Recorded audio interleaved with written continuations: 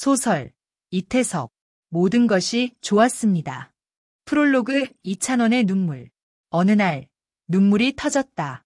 이게 이태석 신부님이 쓰시던 트렁크입니다. 낡은 가죽 트렁크 하나. 한쪽이 해져 찢어진 모서리, 손때로 반질반질한 손잡이. KBS 셀럽병사의 비밀, 스튜디오 안. 그 앞에 선 청년, 이찬원은 말을 잇지 못했다. 카메라가 천천히 트렁크 속을 비추자 그 안에 사제복과 낡은 청진기, 아이들과 함께 찍은 흑백 사진 몇 장이 보였다. 찬원은 조용히 손을 얹었다. 한참을 그렇게 서 있다가 고개를 푹 숙이며 말없이 울기 시작했다. 그의 어깨가 들썩였다. 왜 이렇게 가슴이 먹먹한 걸까요? 참 단출하다.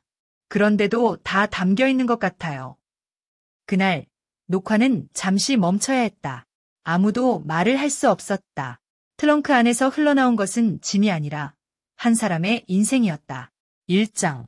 부산의 아이, 태석이. 엄마, 오늘은 고기 반찬 있어? 무슨 고기야? 멸치나 좀 볶아 놓았다. 부산의 어느 뒷골목, 자갈바디 깔린 골목에서 깡마른 소년이 두 다리를 번쩍 들어뛰며 집으로 달려온다. 그의 이름은 이태석.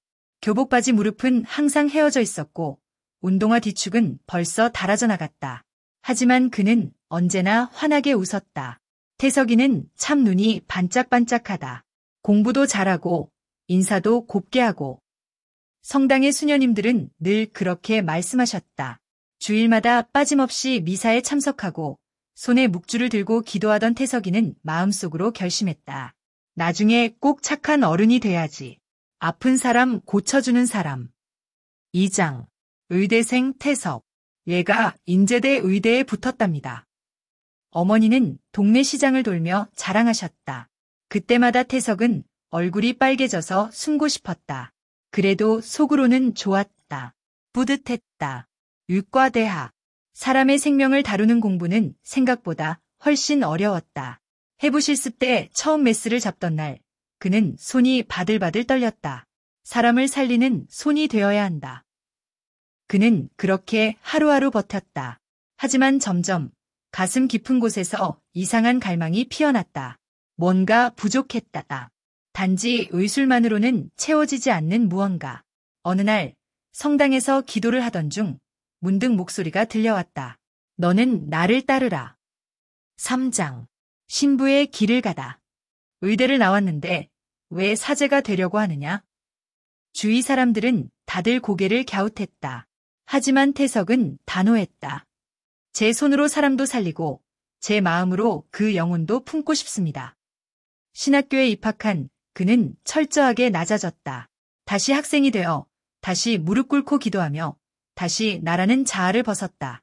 그리고 마침내 사제품을 받던 날 그의 어머니는 눈물을 흘리며 조용히 말했다. 그래, 이제야 내 자리가 보이는구나. 4장. 아프리카 남수단, 톤즈, 그곳으로. 아니, 왜 하필이면 거기냐. 거기가 가장 가난하잖아요. 아프리카, 남수단, 그 중에서도 가장 가난하고 전쟁으로 폐허가 된 마을, 톤즈. 이태석 신부는 무거운 배낭 하나 메고 그곳으로 떠났다. 처음 본 톤즈는 붉은 흙먼지와 파리떼, 맨발의 아이들뿐이었다. 여기 병원도 학교도 하나도 없어요. 현지 통역사가 말했다. 그는 입을 꾹 다물고 그곳을 둘러봤다. 그리고 웃으며 말했다. 그럼 우리가 하나하나 만들어 갑시다. 5장. 모래 퍼날라. 병원 건축하다. 오늘도 한참 퍼야겠네요. 이태석 신부는 삽을 어깨에 메고 나일강 쪽으로 향했다.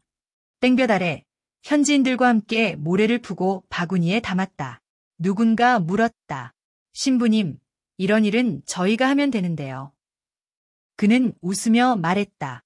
같이 해야죠. 그래야 진짜 우리 병원이 되죠. 그렇게 하루에도 수십 번씩 모래를 날랐다. 손에 물집이 잡히고 등에서는 땀이 흘러내렸지만 그의 얼굴에는 미소가 떠나지 않았다. 벽돌도 손수 찍었다. 흙을 틀에 넣고 말리고 굽는 그 지난한 과정을 그는 누구보다 열심히 해냈다. 현지인들도 마음을 열기 시작했다. 말이 잘 통하지 않아도 손짓과 웃음, 그리고 땀으로 마음이 통했다. 누구 하나 힘든 티를 내지 않으려 했었고 서로의 점심을 나눠 먹으며 조금씩 공동체가 되어갔다. 우리 가족 같아요. 어느 날 한 현지 청년이 말했다. 이태석 신부는 눈시울이 붉어졌다. 6장 음악의 씨앗. 학교는 거의 폐허였다. 지붕은 무너지고 창문은 깨지고 책상은 없었다. 그는 아이들을 데려와 같이 빗자루를 들었다. 먼지를 털어내고 벽을 하얗게 칠했다. 아이들은 처음엔 멀뚱멀뚱 보기만 했지만 이내 하나둘 움직이기 시작했다. 어느 날 그는 트럼펫 하나를 꺼냈다. 이거 불어볼 사람? 아이들은 신기하다는 듯 모여들었다. 삐걱거리는 소리가 났지만 그 순간부터 음악은 시작되었다. 그는 트럼펫, 클라리넷, 드럼, 튜바를 하나하나 가르쳤다. 종이 악보 대신 흰 칠판에 음을 적고 손으로 박자를 쳤다. 같이 해봐요. 하나, 둘, 셋. 금세 마을엔 음악이 울려 퍼졌다. 오케스트라가 만들어졌다. 삐걱대는 음이지만 모두가 기다려온 희망의 소리였다. 사랑해 당신을, 정말로 사랑해. 각종 초청 공연도 다니며 오케스트라단 인기몰이도 했다. 아이들이 악기를 연주하며 즐기는 모습에 이태석은 가슴이 콩닥거렸다. 감동의 선율이었다. 7장 웃음, 그리고 눈물. 신부님, 얘가 자꾸 웃겨요.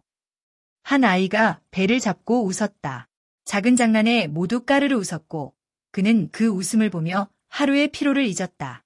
아이들과 강가에서 물장난을 치고 밤이면 별을 보며 이야기를 나눴다. 나중에 커서 뭐 되고 싶어? 의사요. 신부님처럼요. 그는 고개를 끄덕이며 아이의 머리를 쓰다듬었다. 하지만 웃음만 있던 건 아니었다. 어느 날 말없이 누워있는 한 아이를 바라보며 그는 조용히 손을 잡았다. 많이 아프지? 작은 고개 끄덕임. 그 아이는 아무 말 없이 그의 손을 꼭 쥐고 있었다. 숨이 점점 약해졌고 그 순간 이태석 신부는 참았던 눈물을 쏟았다. 이렇게 좋은 아이를 왜 데려가시나요? 그는 아이를 끌어안고 한참을 오열했다. 8장 귀국과 병마. 한국에 잠시 귀국했을 때였다. 건강검진에서 나온 진단. 신부님, 대장암입니다. 말기입니다. 모든 소리가 멎는 것 같았다. 병원 복도에서 멍하니 앉아있던 그에게 한 간호사가 물었다. 괜찮으세요? 그는 조용히 미소 지으며 말했다. 저 다시 돌아가야 하는데요. 16번의 항암 치료. 머리카락은 빠지고 구역질에 시달려도 그는 매일 아프리카 사진을 보며 의지를 다졌다. 톤즈 애들이 기다리고 있어요. 내가 가야 해요.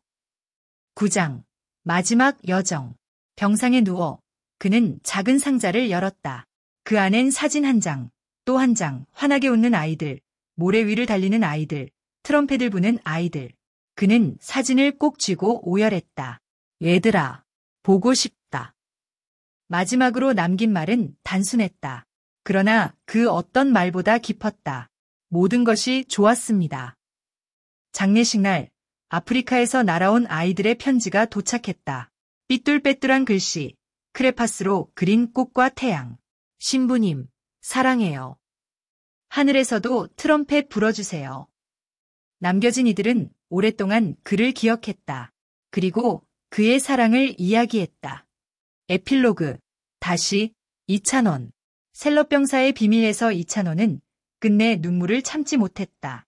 수많은 영상과 사연 속 그는 어떤 한 장면에서 눈을 떼지 못했다. 병상에서 아이들 사진을 보다 오열하던 그 장면. 저도 사랑을 그렇게 전할 수 있는 사람이 되고 싶어요. 방송이 끝나고 그는 이태석 신부의 트렁크를 실제로 보게 되었다. 낡은 손수건과 책들 사이 작은 편지 한 장이 있었다. 누군가에게 사랑을 주는 일, 그것이 내가 이곳에 온 이유였습니다. 그 편지를 가만히 읽은 이찬호는 손으로 조심스레 문장을 덮었다. 사랑은 사랑을 낳는다. 그의 눈에 다시금 뜨거운 눈물이 맺혔다.